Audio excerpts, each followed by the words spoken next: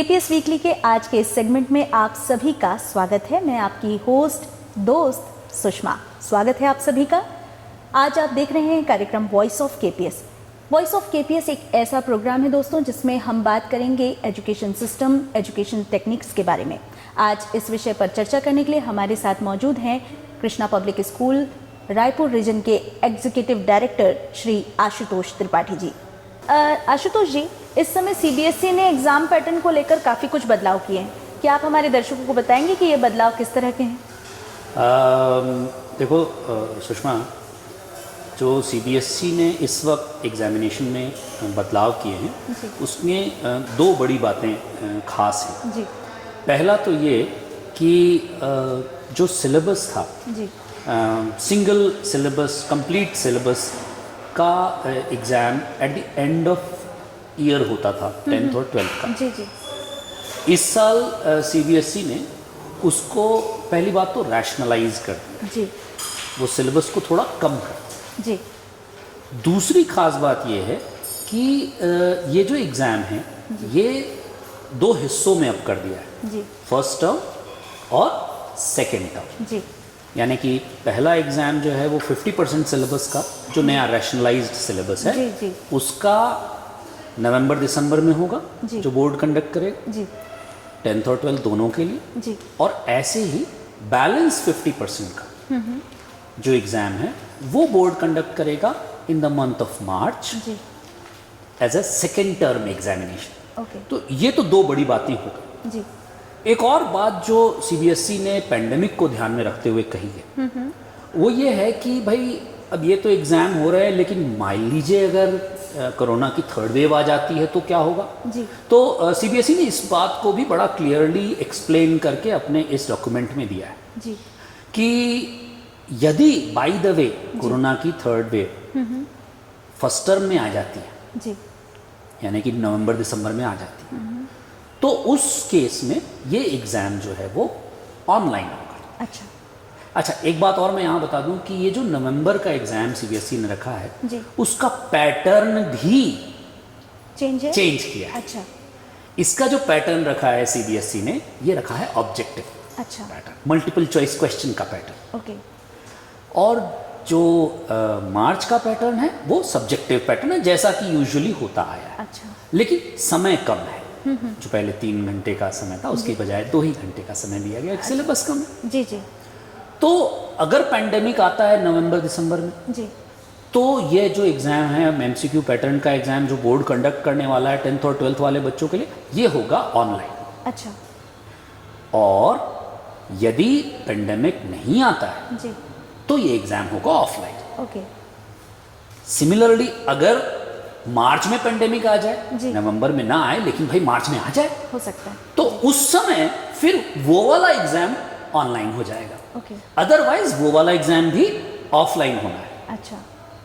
अच्छा, एक बात बहुत खास है इसमें जी, कि ये जो पूरा एग्ज़ाम पैटर्न बता दिया भाई कि ऑनलाइन हो सकता है, ऑफलाइन हो सकता है जी, सीबीएसई ने एक और बात कही कि भाई देखिए, जो नवंबर का फर्स्ट टर्म एग्जाम है या जो मार्च का सेकेंड टर्म एग्जाम है, इनके वेटेज सेम है 50-50 ओके। लेकिन जी, ये तभी सेम है यदि both exams are conducted offline okay. अगर मान लीजिए कोई भी एक एग्जाम ऑनलाइन कंडक्ट होता है जी, तो उसका वेटेज कम हो जाएगा और ऑफलाइन एग्जाम का वेटेज बढ़ जाएगा ओके। तो ये मोटी मोटा तौर पे अगर मैं आपको कंप्लीट एग्जाम पैटर्न में जो चेंज आया है 10th और 12th का, ये मैं कह सकता हूँ। अच्छा, ये अभी आपने 50-50% सिलेबस की बात की, ये जो 50-50% सिलेबस हमने बांटा हुआ है, क्या इसकी वजह से बच्चों की शैक्षणिक क्षमता पर कोई प्रभाव पड़ेगा? नहीं, देखिए 50-50% सिलेबस से तो शैक्षणिक क्षमता पर प्रभाव नहीं पड़ेगा, क्योंकि पहले भी 9th और 10th में टर्म एग्ज़ाम सीबीएसई ने कंडक्ट कराए हुए हैं और एक पर्टिकुलर टर्म में स्टडी करके उसी टर्म में एग्ज़ाम देने का पैटर्न जो है वो कॉलेजेस में भी है। अच्छा, तो शैक्षणिक क्षमता पर तो कोई ख़ास फ़र्क नहीं आने वाला। हाँ, लेकिन चूँकि रैशनलाइजेशन हुआ है, सिलेबस थोड़ा कम हुआ है, तो बच्चों को ज़रा आसान लगेगा, ज़रा जल्दी तैयारी हो जाएगी। ये इसलिए भी करा जा रहा है कि भाई पेंडेमिक के दौर में अलग प्रेशर्स भी हैं, उससे कुछ हिस्सा जो है वो बच्चों को एक्सपोज नहीं होंगे वाया द स्कूल। जी। अब बच्चे उससे सेल्फ स्टडी करके कितना कर पाते हैं, नहीं करते हैं, ये एक अलग विषय है जो मतलब आपके क्वेश्चन का शायद मैं यही बेस्ट आंसर दे सकता हूँ। जी, आपने भी बताया कि जो सिलेबस भी जो तैयार किया गया है, लास्ट ईयर जो सिचुएशन थी उसको देखते हुए 30% रिड्यूस किया गया था। क्या ये इस साल भी ये डिडक्शन जारी है या कुछ जोड़ा गया है? नहीं, जो जैसा कि पिछले साल था, सेकेंड वेव आने से पहले सीबीएसई ने डिक्लेयर किया था कि फुल सिलेबस इस साल कंडक्ट होगा, क्योंकि उस समय तक स्थिति नॉर्मल हो गई थी। जी। लेकिन जब सेकेंड वेव आया और थर्ड वेव की बात कही जा रही है, तो सीबीएसई ने जो इस बार डिक्लेरेशन किया है कि सिलेबस तो वही जो पिछले साल 30% कम सिलेबस था, वही कम वाला सिलेबस ही इस साल भी 10th और 12th बोर्ड में एप्लीकेबल रहेगा। आशुतोष जी, बात हम यदि करें क्लास 12th के बच्चों की, तो उनका ये समय अपने भविष्य की सीढ़ियाँ गढ़ने का होता है। उनके लिए ये समय, 12th का समय स्पेशली, उनके लिए बहुत महत्वपूर्ण स्थान रखता है। वर्तमान समय में जो परिवर्तन देखने को मिल रहे हैं, तो क्या उनसे, उस परिवर्तन से उनके भविष्य पर कोई प्रभाव पड़ेगा? देखिए, भविष्य को प्रभावित तो मैं नहीं समझता करेगा, क्योंकि ये जो पेंडेमिक है ये वर्ल्ड वाइड है और हर किसी को प्रभावित किया है, तो डायरेक्ट प्रभाव तो नहीं डालेगा। लेकिन चूंकि जो सिलेबस है वो कम है, जहाँ तक सीबीएसई बोर्ड का सवाल है, लेकिन आपने देखा कि जेई मेन या नीट के एग्ज़ाम या क्लैट के एग्ज़ाम कंडक्ट हो रहे हैं जिसका सिलेबस कम नहीं जी। तो मेरी तो 10th या 12th वाले बच्चों से, स्पेशली 10th वाले बच्चे एनटीएससी का एग्ज़ाम देते हैं, 12th वाले बच्चे बोर्ड का एग्ज़ाम के अलावा कॉम्पिटिटिव के कई एग्ज़ाम देते हैं जिनमें सिलेबस कम नहीं है, तो उसकी तैयारी के हिसाब से ये जरूर प्रभाव है कि भाई आपने स्कूल में नहीं पढ़ा, लेकिन स्कूल्स अपनी लेवल पर एग्ज़ाम भले से ना हो लेकिन अपने लेवल पर पढ़ा रहे हैं। हमारे बच्चों को भी उसकी तैयारी पूरी रखनी चाहिए, छोड़ना नहीं चाहिए कि भाई ये बोर्ड के कोर्स में नहीं तो ना पढ़ें, क्योंकि जीवन के कोर्स में तो वो है ही। जी आशुतोष जी, एक प्रश्न आपसे और चाहूँगी मैं कि इस समय जो स्कूल्स की यदि हम बात करें, तो स्कूल्स असेसमेंट और प्रैक्टिकल्स के लिए एक संघर्ष कर रहा है, तो क्या सीबीएसई की तरफ से गाइडलाइन जारी हुई हैं असेसमेंट और प्रैक्टिकल्स को लेकर?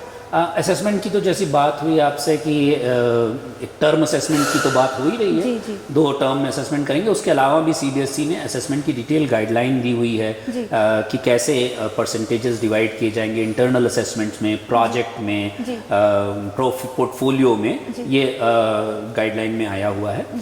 तो ये बात हो गई असेसमेंट। दूसरा आपने कहा प्रैक्टिकल्स। तो प्रैक्टिकल के लिए भी सीबीएसई ने 50-50% डिवाइड कर दिया है सिलेबस, और कुछ हिस्सा इस टर्म में, कुछ हिस्सा उस टर्म में कंडक्ट किया जाएगा।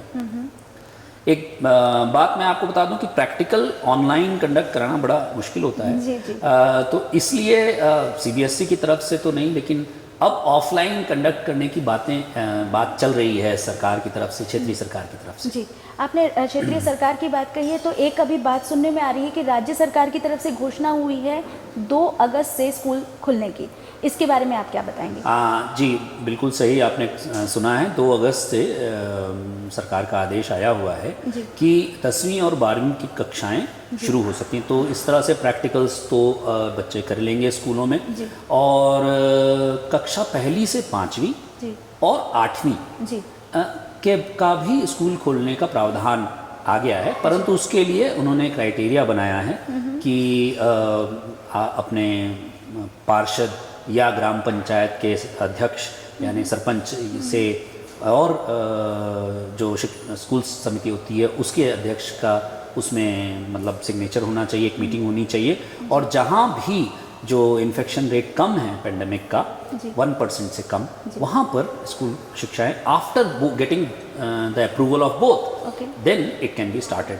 और अब सभी स्कूल पूरे राज्य में इस प्रोसेस पर लगे हुए हैं, और हम तो भाई बच्चों का इंतज़ार कर रहे हैं, बिल्कुल बच्चे भी हम स्कूलों का इंतज़ार कर रहे हैं, तो जल्द से जल्द स्कूल खोले जाएंगे। लेकिन फिर भी जो मतलब सरकार का आदेश तो आ ही गया है, लेकिन अभी भी स्कूलों में कई चैलेंजेस हैं, जैसे ट्रांसपोर्ट की व्यवस्था की या अरेंजमेंट्स की, क्योंकि अल्टरनेट डेज ही बच्चे आ पाएंगे, 50% आ पाएंगे, ऑनलाइन कक्षाएं भी चलनी हैं। इन सबको रिजॉल्व करने में अभी अलग अलग स्कूलों को अलग अलग समय लगेंगे, लेकिन स्कूल खुलने के आदेश आ गए, ये खुशखबरी है हम सभी के लिए। आशुतोष जी, आपने इतनी अच्छी जानकारी दी हमारे दर्शकों को। मैं चाहती हूँ, क्योंकि समय हो चला है विदा लेने का, तो आप प्लीज़ हमारे दर्शकों को बताइए कि स्कूल किन किन तरह की तैयारियां कर रहा है अपने खुलने की।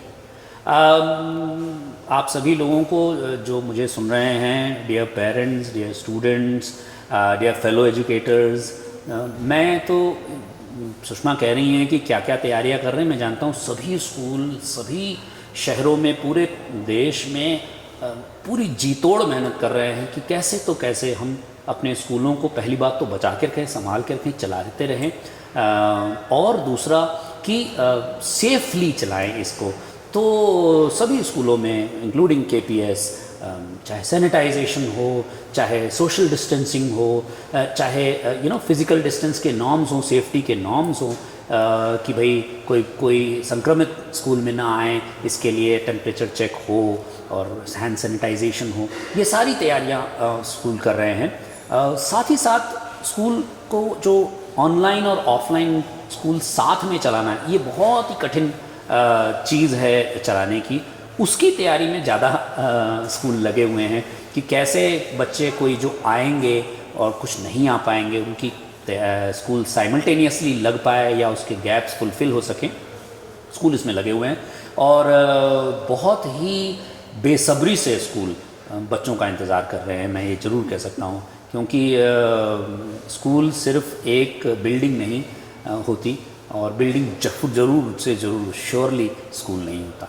जब तक बच्चे ना हों उस प्रांगण में चहक ना रहे हों, जब तक उस प्रांगण में कुछ अटखेलियाँ ना कर रहे हों, जब तक उस प्रांगण में कुछ खेल कूद ना हो रहा, वो आवाज़ें ना आ रही हों, स्कूल नहीं कहलाता है।